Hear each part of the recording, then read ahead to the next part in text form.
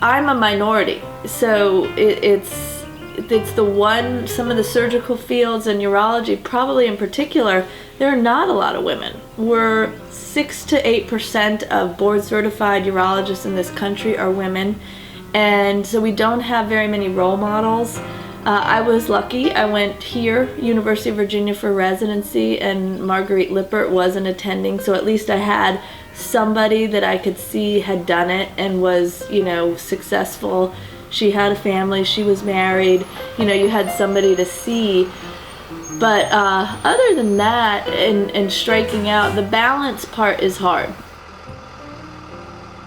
As far as the patients, that is no problem at all. Men want to see a woman. A lot of men want to see a woman and actually seek a woman out. Perhaps under the misguided notion that we're more empathetic or that we're nicer and we're not going to be as severe with them. That part has not been a problem, being a woman either. And thankfully, a third of the residents in training right now are women, so there's going to be a lot more women urologists in the next 20 years. I was born in Syracuse, New York, outside of Syracuse in a really rural area called Cortland, in the middle of nowhere. And my parents, I'm an only child, so I had no brothers and sisters. My mom had a teaching degree, but she never really was a teacher. And my dad was there because he was working in Syracuse for General Electric, so he was an engineer. And so my dad moved around a little bit for General Electric. We even lived overseas for 2 years. We lived on an island called Kwajalein that was only 3 miles in circumference. And he would fly to work every day. This was when I was from 6 to 8. So he would go to fly to a different island, and he was doing missile tracking systems. So missile tracking systems for General Electric. And then when we got back to the States, we moved to Roanoke, Virginia. And so that's when we lived in Roanoke, and I've been in Virginia basically since then.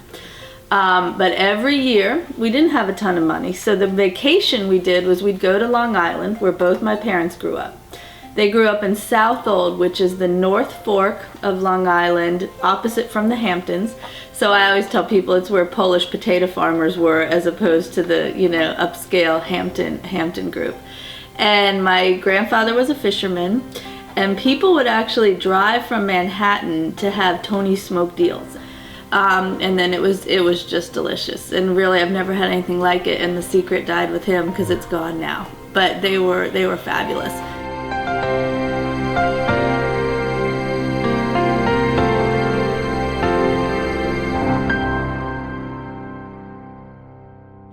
Don't know why. Mom's not a doctor, dad's not a doctor. Obviously no uncles, aunts, grandparents, nobody else has ever been a physician. And I don't have any great story like I was sick and people took care of me, and I just really respected them. I just knew. I just wanted to be a doctor. Didn't know what kind. I just always thought I should be a physician.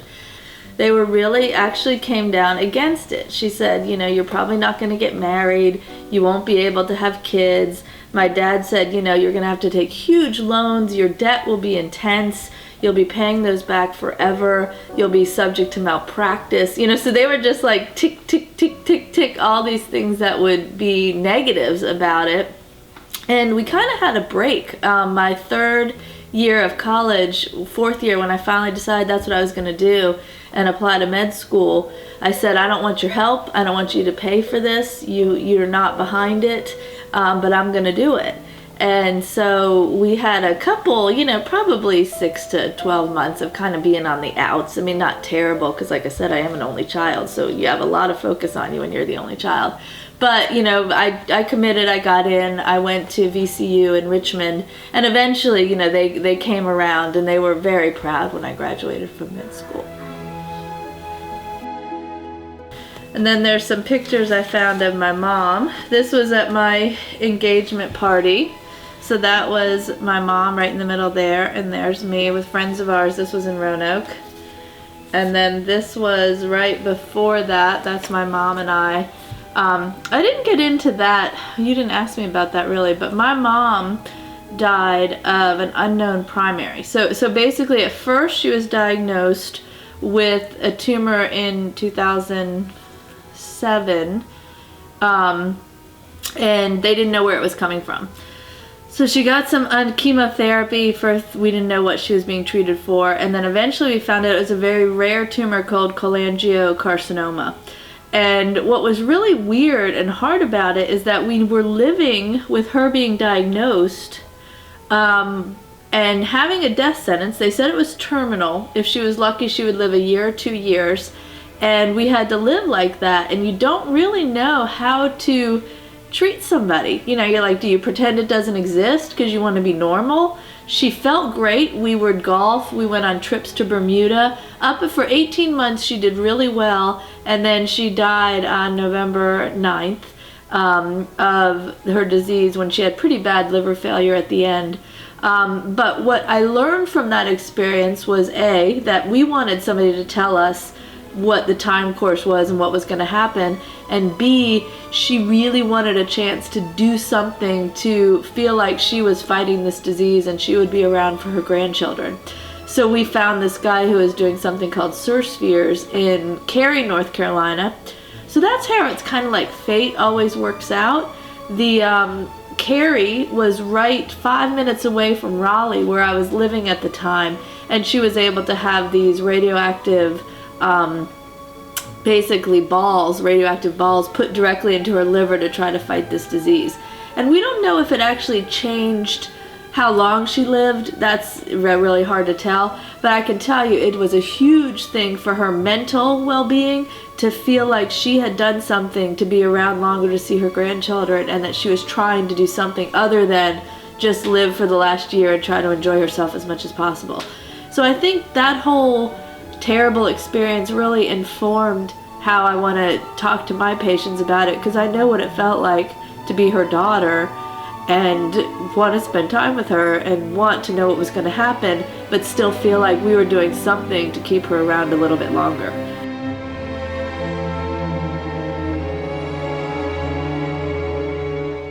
If it's expected, I mean, there's sometimes, I'm a big proponent of end-of-life discussions, end-of-life. Even as a surgeon and an oncologist, that's a little unusual. Sometimes we like to use all these battle terms. We've got to keep fighting, we've got to win the war, we've got to do all these things. I think there's a time, and patients won't know because hopefully they've never been through this before, or their family hasn't been through lots of end-of-life discussions or seeing how things go.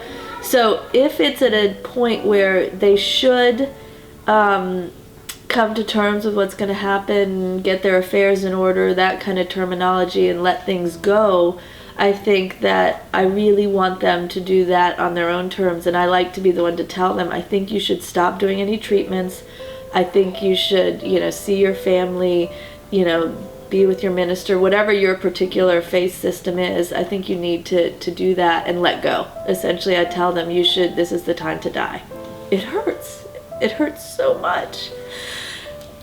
So those are the ones that are really hard. But I have to think to myself, I warned them that could happen. It's a terrible thing.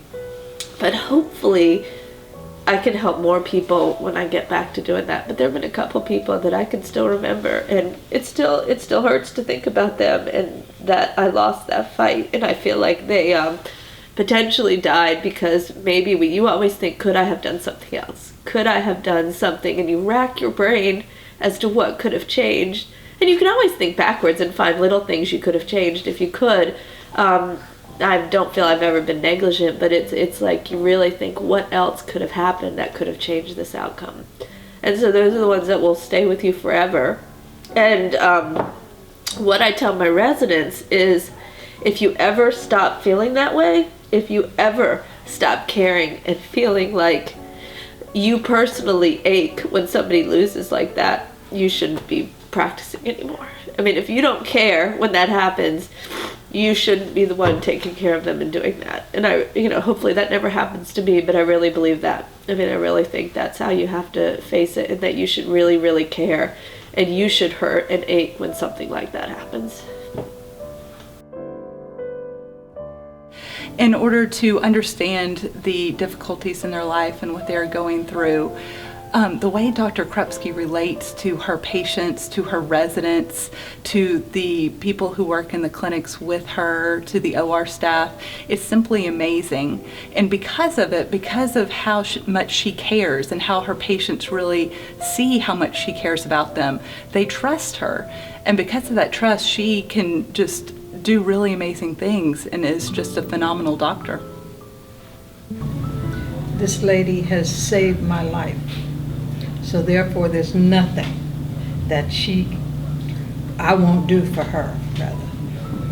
I mean, she has just taken care of me from the beginning, when it didn't look so good, to the end, what you see today. And every 6 months, she takes care of me. So there's nothing in the world that I would not do for her. And I know that there's nothing in the world that she wouldn't do for me. And she's been honest, straightforward, and I could not have asked for a better doctor if God had sent her down personally.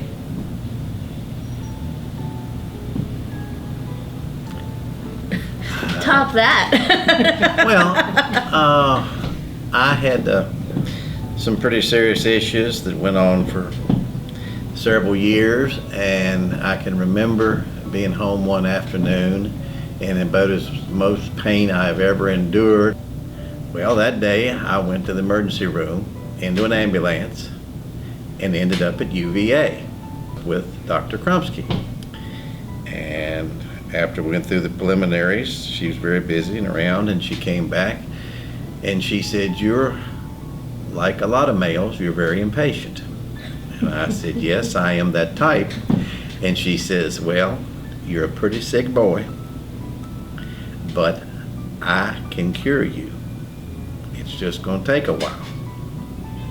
And after a pretty long while, she saved me. And like this lady said over here, there's nothing I wouldn't do for her, because she did it for me. And we've become good friends, and I come back for my checkups and love to visit.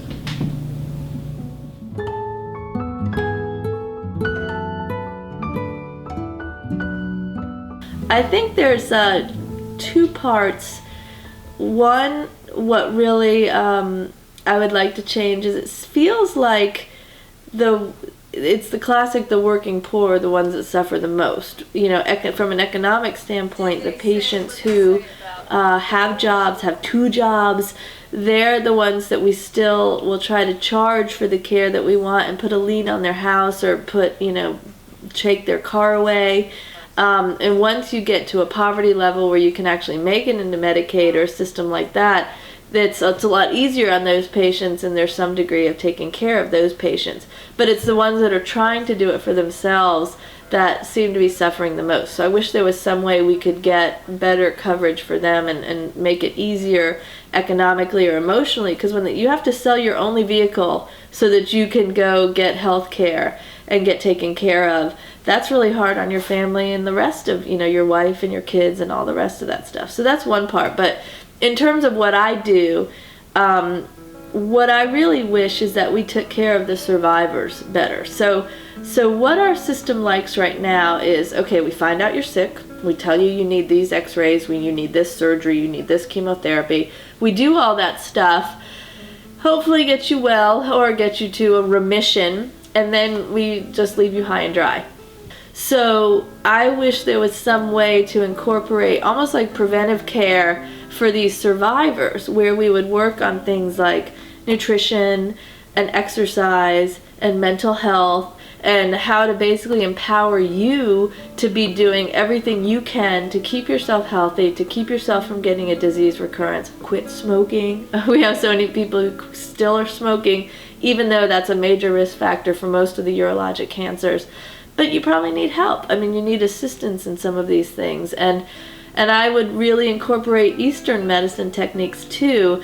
We know that acupuncture and yoga and even like psychotherapy or talk therapy, all of these things can help you continue to feel well after you've gone through the initial surge of giving all those things and surgeries and chemos and etc., then I'd really like to see something happen to the people after, in between, and hopefully they don't get a recurrence, but if they did, they're still hooked in the system and they're doing everything they can to keep themselves as healthy as they can. So more like a wellness approach, which I don't think we have right now.